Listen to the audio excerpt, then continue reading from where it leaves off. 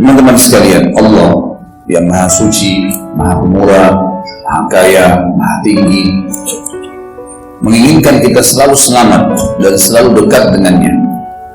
Segala bentuk ibadah, dan ibadah itu definisinya adalah semua niat, semua perkataan, semua perbuatan yang dicintai dan diperintahkan oleh Allah Sang Pencipta. Dia menginginkan dengan ibadah-ibadah ini agar setiap hambanya menjadikan sebagai fasilitas mendekatkan diri kepadanya. Dan ini terbuka untuk siapa saja, laki-laki, perempuan, asal dia beriman kepada Allah, dia melakukannya, maka dia akan dapat. Banyak manusia, teman-teman, tidak menyadari seseorang di antara kita kadang-kadang dia ingin mendekatkan diri dengan seorang pejabat, seorang tokoh masyarakat, seorang apa saja ya, jabatannya di kalangan manusia. Maka kita lihat dia berusaha mencari jalan, melobi sana sini, mencari siapa yang dikenal, apa saja jalan supaya bisa berkenalan sama orang tersebut. Kadang-kadang hanya karena masalah maslahat satu urusan dunia, hanya karena masalah jabatan, hanya karena masalah harta, hanya karena masalah partner bisnis. Dan itu repot sekali, susah, bisa dapat bisa enggak. Teman-teman sekalian, ibadah yang telah disiapkan oleh Sang Pencipta Allah adalah cara yang paling mudah, tidak ada sulit. Bahkan ibadah kadang-kadang tidak membutuhkan biaya, hanya butuh sedikit saja upaya kita. Zikrullah misalnya, hanya dengan lisan. Tapi apa kata Nabi SAW? Mau nggak saya tunjukkan kepada kalian amalan yang mengalahkan kalian berinfak dengan emas dan perak? Lebih besar pahalanya, bahkan mengalahkan pahala daripada kalian menebas leher musuh kalian dan musuh kalian menebas leher kalian. Artinya jihad, kita membunuh musuh atau kita dibunuh mati syahid. Kata para sahabat, tentu ya Rasulullah. Kata Nabi SAW, lisanmu selalu berzikir kepada Allah, itu saja. Lagi jalan, subhanallah, alhamdulillah, la ilaha illallah, Allahu akbar, astagfirullahaladzim, la hawla wa la quwwata illa billah.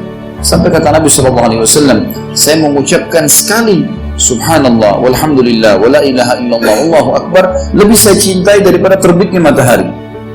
Karena Nabi SAW tahu bagaimana nilainya ini.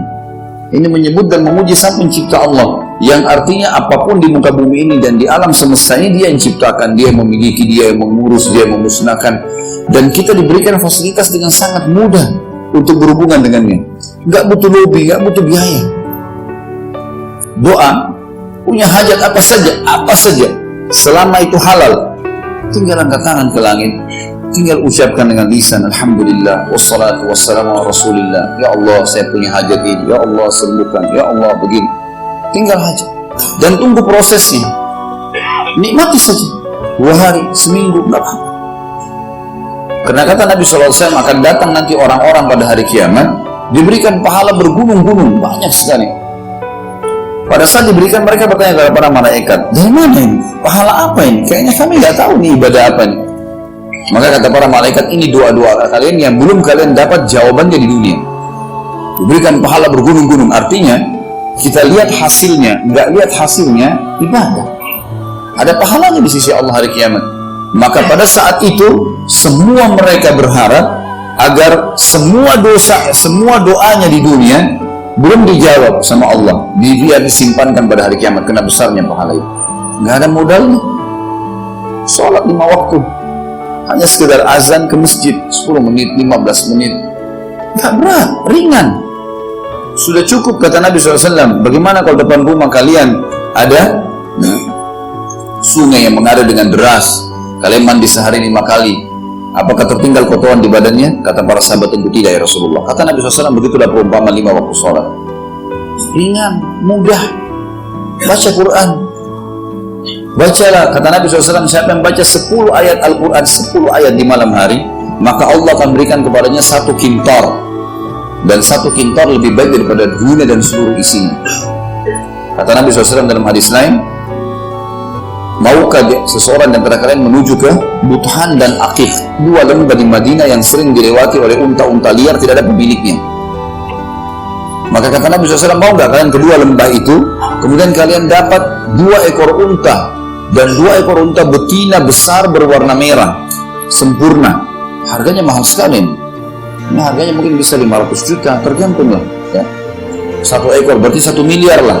Mau nggak kalian dapat itu? Kata para sahabat, tentu ya Rasulullah. Kata Nabi SAW, seseorang di antara kalian pergi ke masjid, baca 2 ayat Al-Quran, lebih baik daripada 2 ekor unta. 3 ayat Al-Quran lebih baik daripada 3 ekor unta. 4 ayat Al-Quran lebih baik daripada 4 ekor unta, dan segitu seterusnya. Baca 100 ayat dan 100 ekor unta. Mudah, murah biayanya, dan itu cara berhubungan dengan siapa? Sang Pencipta. Nggak butuh lobby. Kalau kita berhubungan dengan Sang Pencipta, teman-teman sekalian, maka semua makhluk bisa Allah tundukkan buat kita. Dalam sebuah hadis yang sahih kata Nabi SAW, kalau Allah mencintai seorang hamba, Allah menyuruh Jibril mencintainya, pimpinan para malaikat, dan diperintahkan seluruh ahli langit dari malaikat mencintainya, dan Allah akan tanamkan cinta makhluk di bumi kepadanya.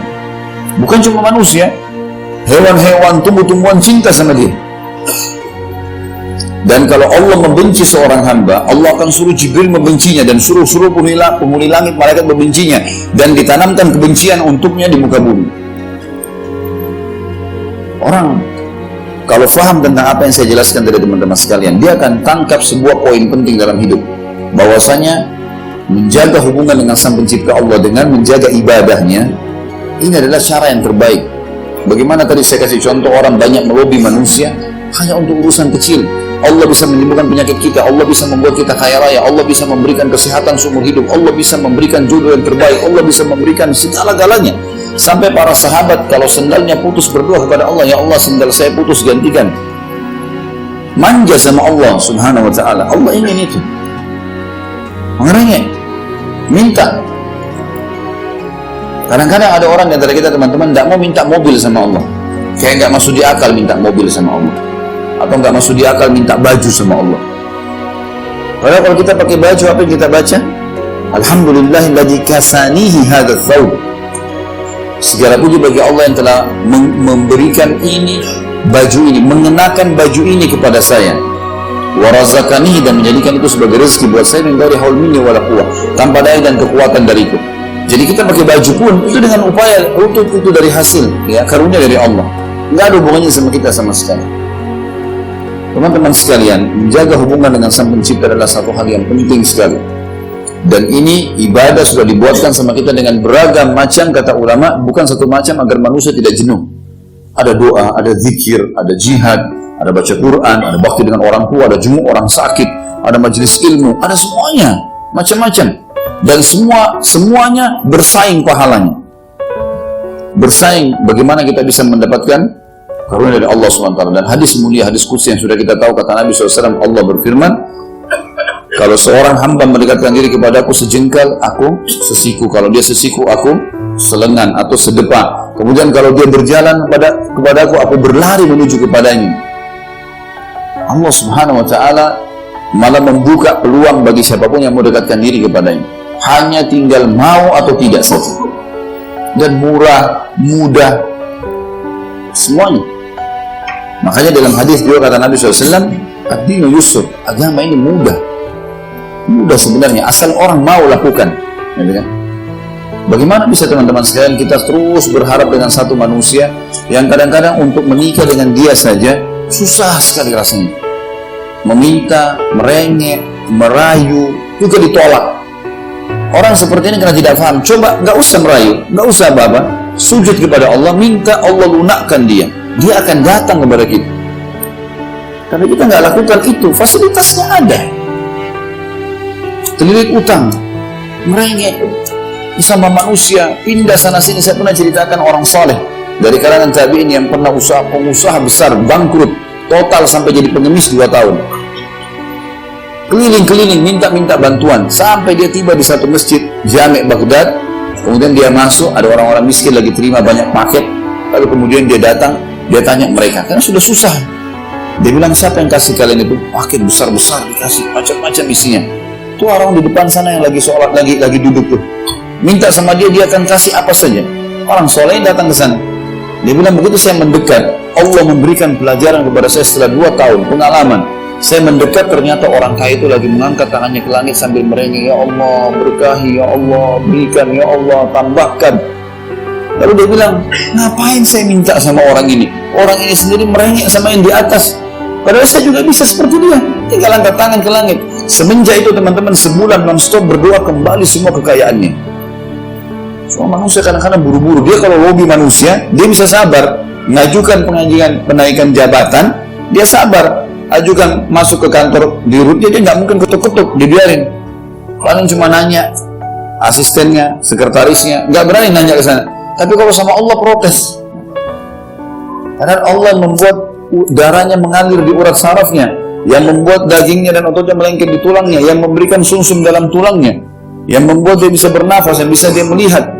Gimana manusia melupakan hal yang besar lalu datang kepada hal yang kecil? Tunduk kepada Sang Pencipta, teman-teman sekalian, akan membuat seluruh makhluk ditundukkan oleh Allah untuk kita. Ini kata rahasia sederhana tapi banyak orang tidak fahamin dan tidak diamalkan. Coba rombak semuanya. Sebelum ke dokter, berdoa sama Allah supaya dokter itu jadi penyebab sembuh. Sebelum masuk ke restoran, minta sama Allah supaya dapat makanan yang terbaik, supaya kita dapat makanan.